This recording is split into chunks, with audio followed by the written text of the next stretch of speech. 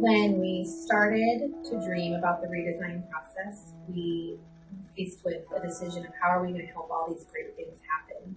How do we get our kids out in the community? How do we provide them student voice and choice in their learning? And we started to explore options to help our schedule work for us. And the FlexMod schedule model became an interesting model for us to research. We visited a school in North Dakota. We've spoken with their principal a number of times, and we began to dream about what our schedule would look like.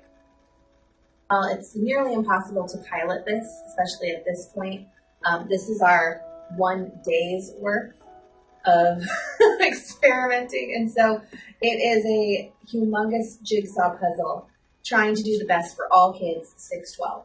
So we haven't been able to pilot anything yet. We have turned off bells for a few days to see how students responded to that lack of a jolt.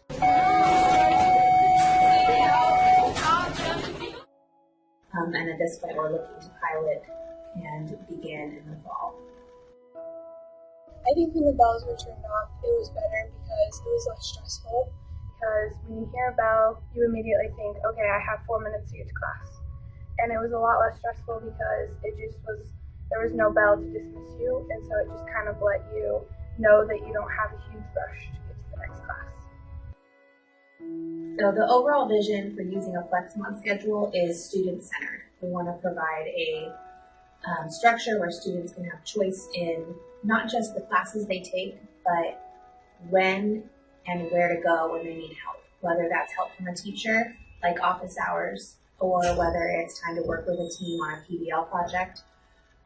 This looks a little different middle school to high school. High schoolers have a lot more choice and voice in where they go and where they need help. Middle school is more highly structured, having more of an assigned study place, but they do have these resource times built into their day that are paired with teachers that can give them the help that they need.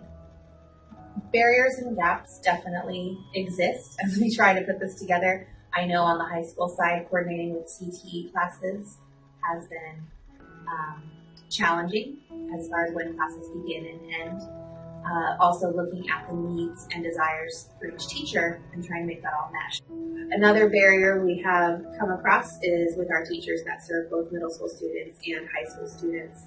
Having their schedule work for both the middle school needs and the high school needs has shown to be a bit of an issue that we're hoping to resolve by being a little more creative, possibly with teacher assignments. We might be changing our course offerings slightly with the middle school, just trying to see what we can do to make more time in people's day so they can serve more students. And instead of the announcements coming over the loudspeaker every hour, we plan to use television screens to show what students need to come to the office, everything from the lunch menu to important announcements students need to know so they can read that as they go through the hallways rather than have it come over the loudspeaker.